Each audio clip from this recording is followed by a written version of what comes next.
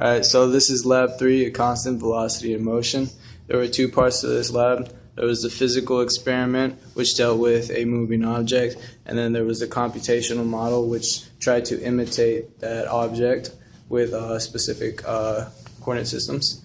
To begin with, the physical experiment, we had to deal with two minor portions that exist in the environment, one of them being friction, and then a minor air resistance. So due to that, we had to apply a force that would make the motion like a constant velocity, which means that the net force of the hand had to equal the net force of the friction, indicating that there would be a constant velocity.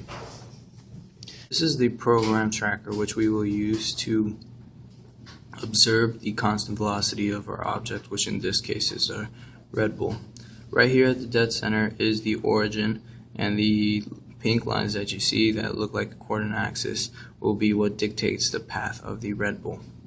As you play this, you will see the various instances and the changes in position based off the changes in time.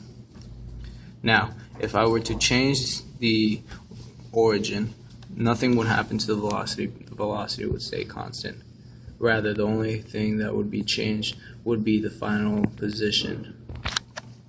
After obtaining the data points from the program tracker, we transposed those values onto our Excel workbook and created a graph. After creating this graph, we created a best fit line that would give us our slope, which is our velocity, because of the derivative of position is velocity, which is the slope. We need this value because this value will be placed into our code in Python to simulate something very similar to the physical experiment. Now that we have all of our values that we need in order to establish this simulation, we begin to establish our code. First, we find out its mass derived from weighing the Red Bull.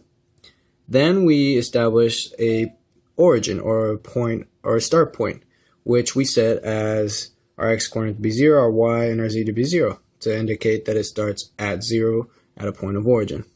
Then we establish our velocity vector. This 0.0583 is the slope that we determined from the previous graph that we derived from our physical experiment.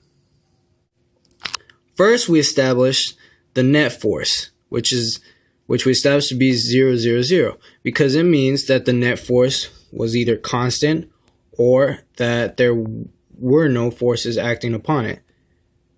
Net force is determined by the pushes and pulls on a system. Either the pushes and pulls are 0, or if they're moving at a constant velocity, that means that the pushes and pulls are equal to each other.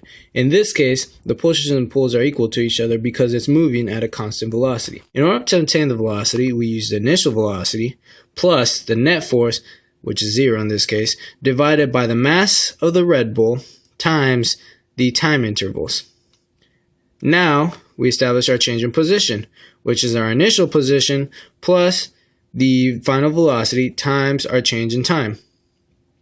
And this final code is what will basically end our while loop, which basically is just like adding time.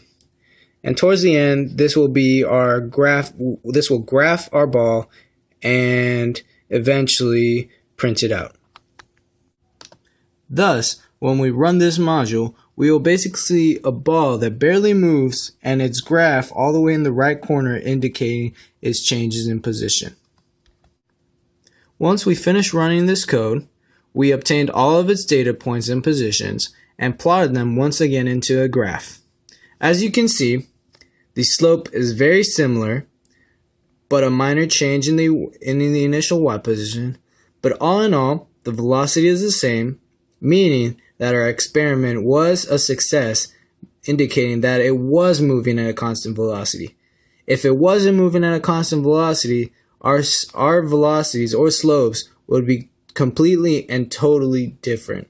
Therefore, our physical experiment was a success, and our code in Python was just to prove that our physical experiment was in a constant net force and at a constant velocity.